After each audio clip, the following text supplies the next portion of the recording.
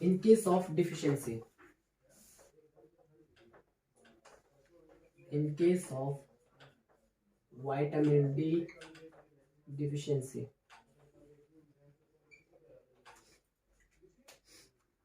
अगर हम चिल्ड्रन की बात करें, बच्चों के अंदर विटामिन डी डिफिशियंसी की वजह से डिजीज कोज होती है जिसको हम रैकेट्स कहते हैं। रैकेट्स, बच्चों में रैकेट्स कॉज करता है। और इसमें क्या होता है,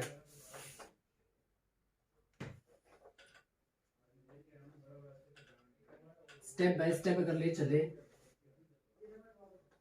क्रीनियोटिबिस, ये वो कंडीशन होती है क्रीनियोटिबिस जिसमें हमारे जो स्कल के बोन है वो सॉफ्ट होते हैं और पल्पेबल होते हैं। सही है।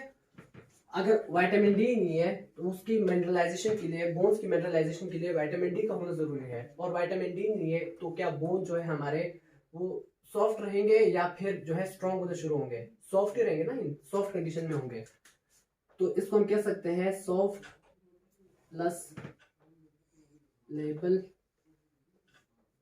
Skull bone. सही है। उसके साथ और क्या हो सकता है, साथ इसमें होता है जो क्लोजर होती है वो नहीं होती, हमारे फंडामेंटल जो होते हैं उसकी क्लोजर नहीं होती। तो हम कह सकते हैं नो क्लोजर ऑफ फंटानेले।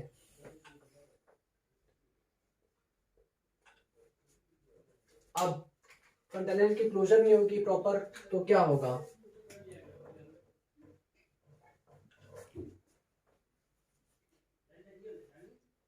फ्रंटल बूसिंग।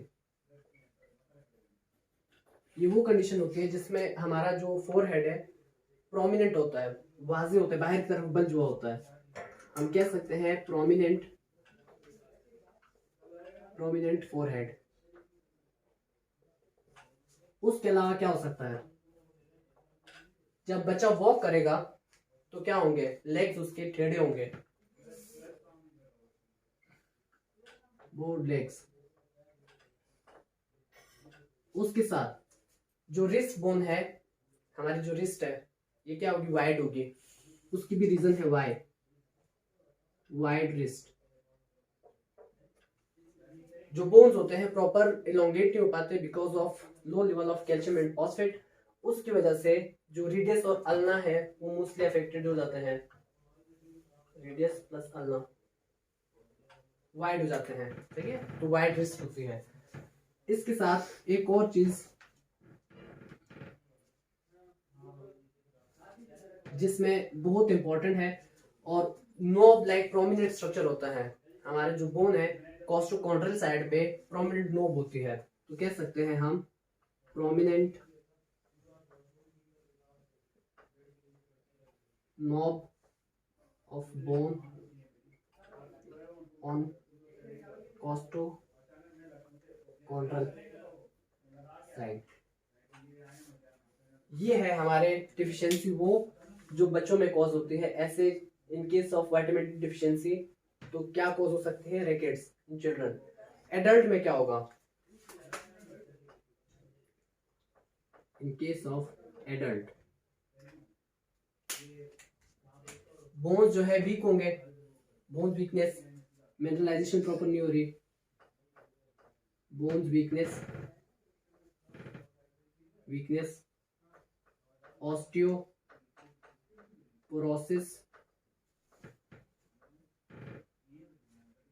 और फ्रैक्चर्स।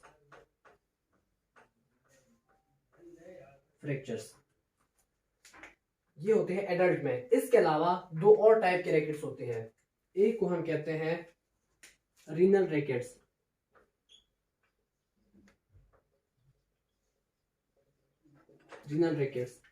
इसमें क्या होता है, डिफेक्टिव या एबनॉर्मल एक्टिवेशन होती है विटामिन डी की। सो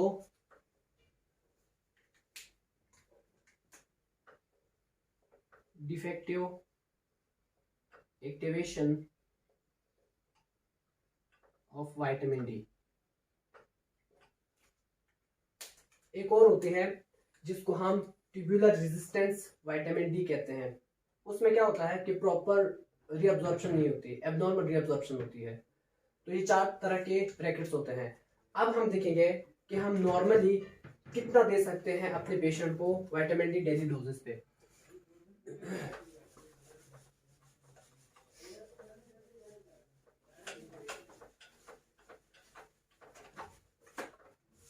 चिल्ड्रन में विटामिन डी देते हैं हम इन चिल्ड्रन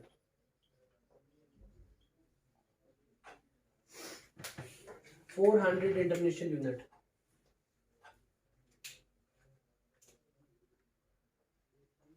400 इंटरनेशनल यूनिट देते हैं of vitamin D.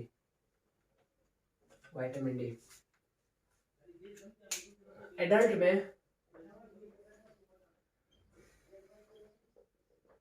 In adult यहाँ 400 इंटरनेशनल यूनिट इसलिए देते हैं कि ग्रोथ हो रही होती है उस टाइम पे, इसलिए ज्यादा देते हैं। एडल्ट के अंदर हम देते हैं 200 international unit of vitamin D. Pregnancy में कितना देते हैं? इन प्रेगनेंसी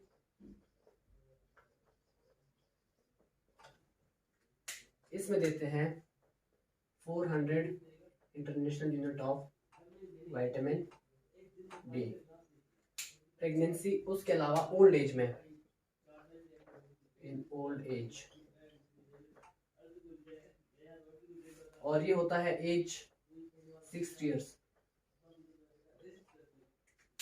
तब हम देते हैं 600 इंटरनेशनल यूनिट देते हैं हम। क्यों? उसकी भी रीजन है, international unit of vitamin D. Bone जो होते हैं हमारे वो पोरस हो चुके होते हैं, प्रॉपर कैल्शियम और फॉस्फेट का लेवल भी नहीं होता, उसके हम 600 इंटरनेशनल यूनिट देते हैं कि प्रॉपर बोन की मेंटेनेंस सही हो। देन रेंज क्या होंगे जिसके ऊपर हम देखेंगे कि विटामिन डी हमारा कितना है, और रेंजेस देखते हैं हम ब्लड सीरम पे। सही है, ऑन ब्लड सीरम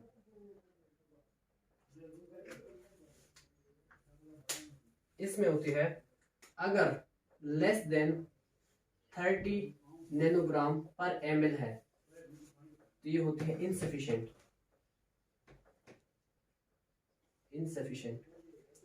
अगर लेस देन 20 नैनोग्राम है पर ml तो ये होती है डिफिशिएंट, और अगर लेस देन 10 नैनोग्राम पर ml है तो ये होती है सेवियर डिफिशिएंसी।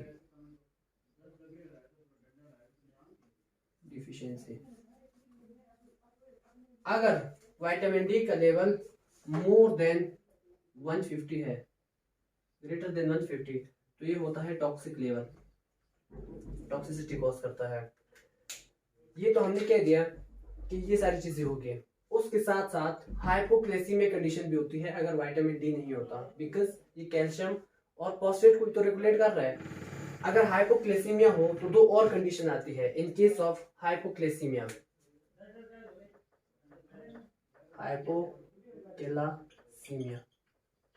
इस कंडीशन में 2 जो है कॉमन सिम्टम्स आते हैं या कॉमन डिसऑर्डर आते हैं। एक होता है चुविस्टिक साइन, और दूसरे को कहते हैं कार्पोपेडल स्पाज्म। तो हम क्या रहते हैं कि चुविस्टिक साइन और कार्पोपेडल स्पाज्म आते हैं। चुविस्टिक साइन में क्या होता है, जब हाइपोक्लेसीमिक कंडीशन होती है उसके अंदर हमारी जो फेशियल नर्व होती है वो एक्टिवेट होती है। हम पेशेंट के यहाँ पे टैप करते हैं, टैप करने की वजह से उसके प्रॉपर रिफ्लेक्सेस आ रहे होते हैं, वो जो है रिएक्टिव हो जाता है उस रिएक्शन को, और ये एक जो है पोटेंट साइन होता है चुविस्टिक साइन, इसलिए कहते हैं वो विटामिन डी डिफिशियंसी का बहुत पोटेंट साइन होता है। सही है। कार्पोपेडल स्पाज्म में क्या होता है, हाइपोक्लेसिमिक टेटिनाई होती है, कैल्शियम का लेवल कम होता है जिसकी वजह से फुट और हेड की जो मसल्स है उसमें सीवियर पेन होती है, उसको कहते हैं हम कार्पोपेडल स्पाज्म। ठीक है। ट्रीटमेंट में क्या देंगे, ट्रीटमेंट के अंदर हम 1 एम्प्यूल देते हैं विटामिन डी का, और रोज डेली बेसिस पे। सही हो गया है। उसके अलावा प्रॉपर डाइट जो है रिच विटामिन डी डाइट हम रखेंगे उसके, और इंटरनेशनल यूनिट जो हमारे पास ऑलरेडी है हम यहाँ से भी उसकी ट्रीटमेंट कर सकते हैं।